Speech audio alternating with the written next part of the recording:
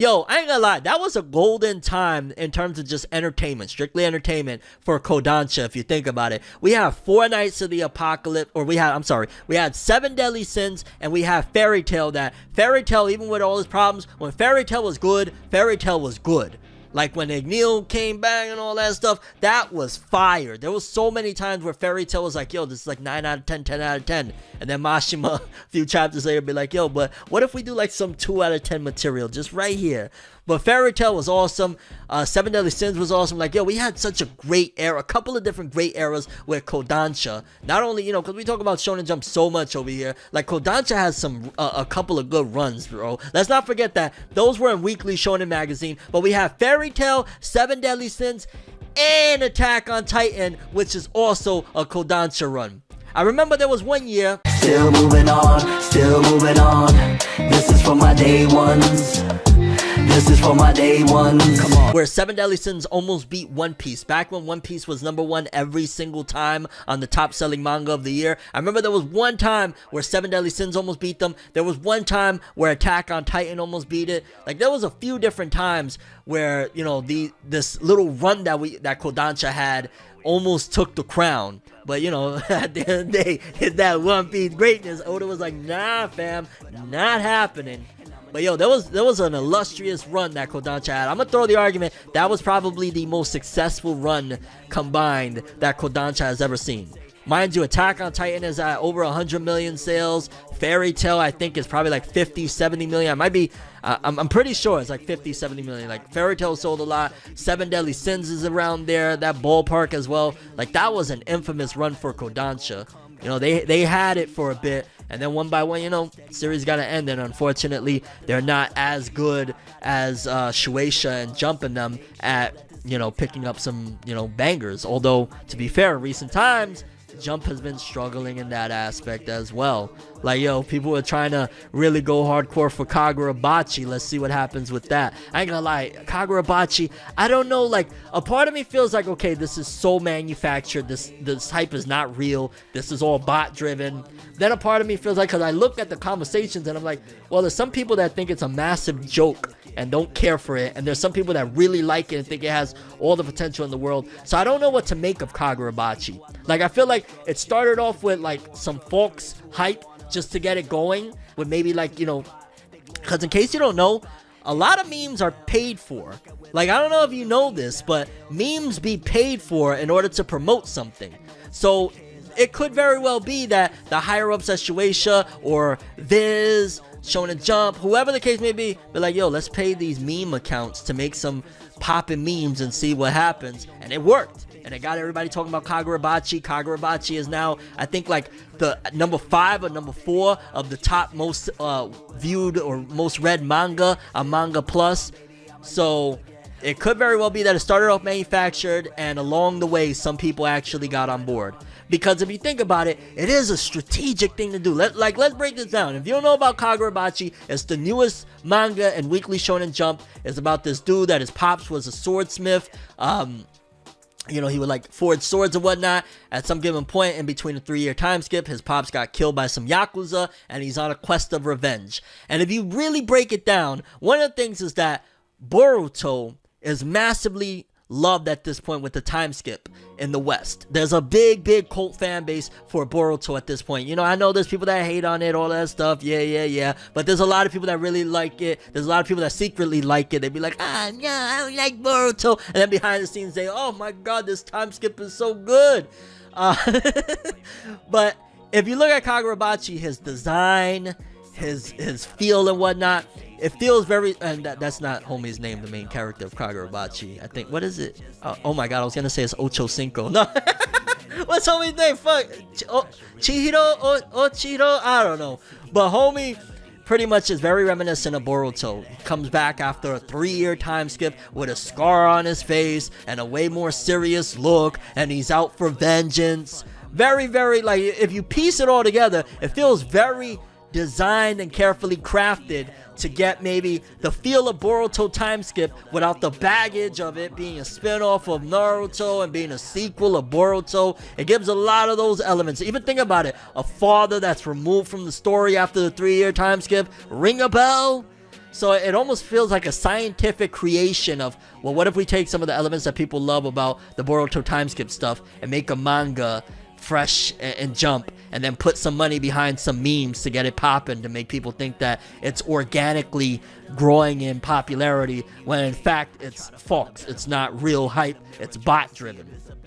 So there's a possibility there as well. And I ain't gonna lie, for a moment it kind of had me, because I always get excited in general too when it's like a cool looking manga or a dope read. I always get excited like, oh, it's getting the love it deserves. Like, I'm just like that with anything, like especially when it comes to music. Like, if there's an artist that I love and I finally see them getting recognition and getting some spotlight, I go through the moon like, yeah, I'm gonna talk about this all over the place. My guy finally took the dub. So that's what I was like initially with Kagurabachi, like, yeah, we it looks like we got one, people, we got one. But as I'm starting to analyze it, I think more and more this might be a very strategic ploy at getting just something on the board, because realistically Shonen Jump knows their time is running out in terms of how much longer can Horikoshi stretch My Hero Academia to get them big sales? How much longer can Jujutsu Kaisen go on? Like, these series are ending within the next year or two, and I might be pushing it. Like, My Hero Academia should have ended a year ago.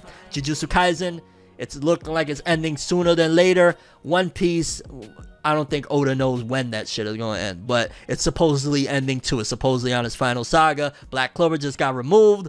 We got Sakamoto Days with 3 million sales at the helm. They need a new batch, which also brings me to another topic real quick I want to talk about.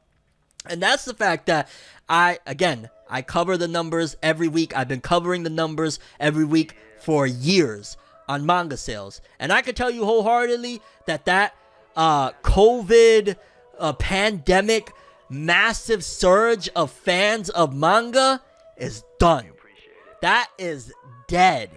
Okay, the sales that I saw in 2020, 2021, and parts of 2022, that is done. Manga, as far as the physical sales, are down. Okay, and to put into perspective, like, to be in the top 10 selling manga of the week, oftentimes you would have to be like roughly in the ballpark of like 90 to 100,000 plus. Nowadays, I'm seeing some manga be like number 2 and number 3 with 40-something thousand sales. Manga sales are down. Here's another example as well of manga, and it might not even just be that. It might be anime and manga, because of the massive amount of exposure, the massive push that it had in the last few years, is starting to slide down, and we're starting to see the early rumblings of what happened with comic books back in the 90s after that massive boost where comics were selling 1 million an issue, and now they're scrambling to sell anything. I went to a Halloween store, to buy Halloween costumes. My kiddos love that stuff or whatnot. Go check it out. I love to see at the same time, like, maybe something cool to cosplay, whatever the case may be. Like I said, I'm gonna be at New York Comic Con, so like, yeah, let me get something. Maybe I'll be Rick from Rick and Morty, do something wild. And I noticed one major thing when I got there, because I went to the same store last year. And when I went to the store last year, as soon as I pulled up, I was mad excited, because I saw they had a Tanjiro cosplay. They had, like, I think there was Naruto. Like, they had a lot of anime on display, anime costumes, as soon as he pulled up. I pull up this year, and there's literally not one anime display outside. Not one. Not Tanjiro, not... they don't even have Jujutsu Kaisen cosplay, or costumes, what's up with that? Like, why wouldn't you? But literally, they didn't have none on display on the posters outside. And then when I went in there, they had pretty much almost the same costumes they had last year. They had Naruto, they had Demon Slayer, they had, what else? They had Naruto, Demon Slayer, they had some Bleach, but they had Bleach last year too. I'm trying to think what else. Pokemon.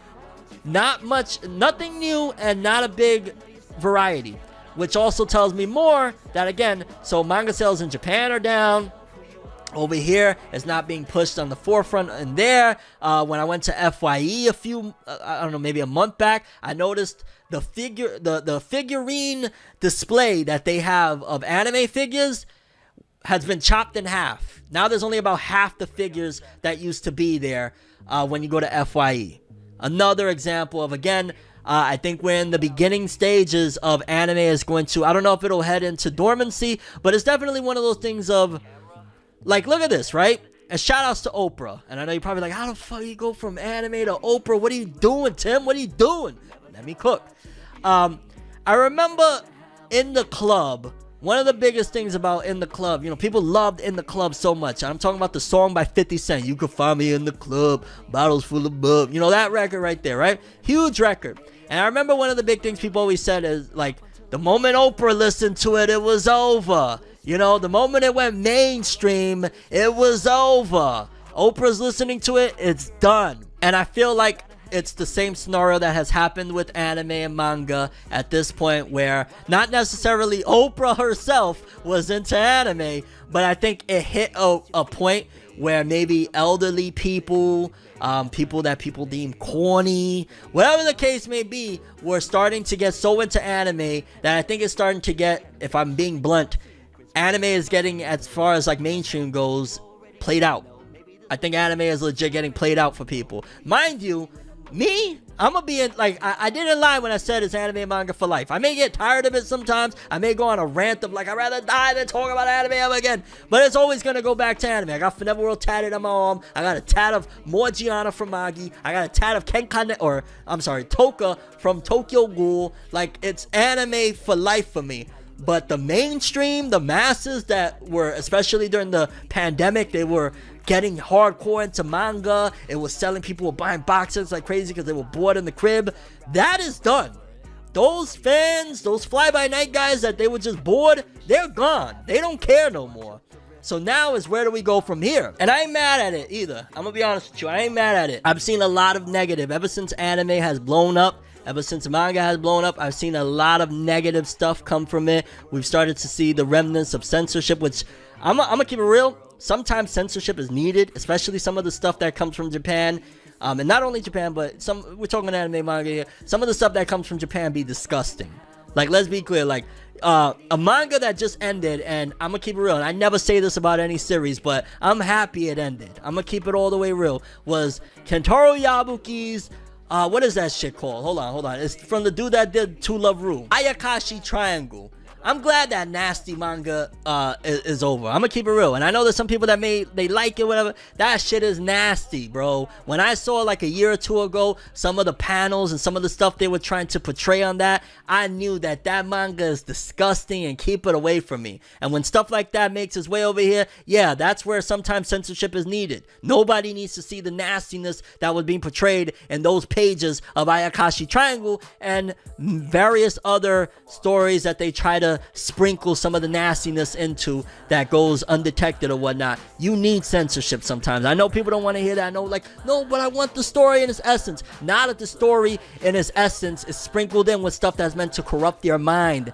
and put nastiness out there in general for people to indoctrinate them into thinking this nasty stuff is okay, because it's not. So sometimes that censorship stuff, it is kind of needed. I'm gonna keep it real, it's kind of needed. It's not that I'm talking about like, oh man, yo, we gotta go in and get rid of Berserk. None of that stuff. No, I'm talking about the stuff that is meant to indoctrinate people into thinking about horrible things, thinking in horrible ways, and just in general garbage stuff that, especially if kiddos get their hands on it, kids don't need in any of their proximity. Ecchi series are like, I'm not talking about just ecchi series. I'm not, alright, no doubt, Max. I'll let you know when we get to Jujutsu Kaisen. I'm not talking about ecchi. I'm talking about when you're trying to do lowly stuff, when you're trying to portray lowly stuff, and like all of that is nasty, bro. Keep that shit out of here. So sometimes, yeah, I'm not all about, like, you know, I'm definitely against censorship unless certain scenarios where it's definitely needed, because clearly over there in Japan sometimes they be bugging the fuck out. You dig? Rather have manga not be mainstream. Yeah, sometimes it's better that way. And I think as we're going down this path, we will see what's going to happen, because it's already in the mainstream conscious, right? Anime and manga is as big as it's ever been. But I think it's going to start dwindling, where it's not going to be that we have 50 series that are mad popular and everybody's talking about it. It's going to dwindle down, where it's going to be more of an occasional, like, oh man, the Dragon Ball movies in theaters. Or it's not going to be where we're getting 3, 4, 5, 6, 7 hits every season anymore. I think that that's kind of a sailed ship. I think that's why also you got a lot of these companies that are holding on to these titles that are popular, where like My Hero feels like it's just at gunpoint, like Horikoshi's at gunpoint, like, yo, you're never ending this, don't tell us you're ending it. Demon Slayer, they stretching that thing like Luffy is getting stretched. They're gonna stretch as much as they possibly can to hold on to these things, because they know right now coming up with a new hit, if the most popular manga publication in the world, Shonen Jump, the most popular manga publication in existence, if they are having trouble coming up with a bona fide hit post Jujutsu Kaisen and Chainsaw Man era, there's a problem. And that's that. Again, I think anime, to a lot of people, I say it one more time, is played out. Not me, not you guys. I know a lot of you guys still love anime and manga. You come over here because I started off with the anime and manga stuff, which quickly, because I'm talking all this anime and manga, but I do want to mention that I got an album out right now, The Rise of Tim Roosevelt, out on all streaming platforms. Day Ones, Mistakes, The Rise of Tim Roosevelt. Check it out, super appreciate it. And if you subscribe right here on Twitch, you get a free copy. I will send it out to you. I sent out a copy, I think a week or two ago, to South Africa. I've sent out copies all over. So, good music for the soul, growth, healing, new project in the works and on the way. Heroes. The Rise of Tim Roosevelt. Heroes. Why always the hit needs to be guys fighting with power-ups? Prefer story without fighting sometimes. Don't get me wrong, yeah, Barry Mine. I mean, you got like the Spy Families, which I think they're gonna also try and milk Spy Family for a very long time, because Spy Family is literally the ideal hit that any company in the world wants. It is family friendly. It has a little bit of action for the action heads with stuff that Lloyd goes through. It has the romance with Lloyd and Yor. It has a little cute girl that is like the mascot, you know, of the series, but she's not like a foul mouth or anything. It is literally the perfect and ideal series any company in the world from Disney on would love to have under their umbrella. So I feel Shonen Jump, and if I'm wrong, I don't know. I think they're going to try their best to milk this and stretch it as much as they can, because it is perfect in terms of marketing. You can't go wrong with something like Spy Family, especially once you got it to the mainstream. Like, Spy Family has been selling massive amounts of copies, even as I've seen the downside of Spy Family sales along with everything else as well. It still sells like crazy. And then you're getting all these licensing deals for this season and this movie. All the money they're gonna keep on. They not letting Spy Family go, because too, they could just keep on extending the plot as much as they want. They could literally make Spy Family as long as case closed if the author wants. Thought it would have been, wish it would have been. Acting like I'm fine is getting harder to pretend. I said, thought you would have been, wish you would have been. Maybe I was wrong, it was me all along.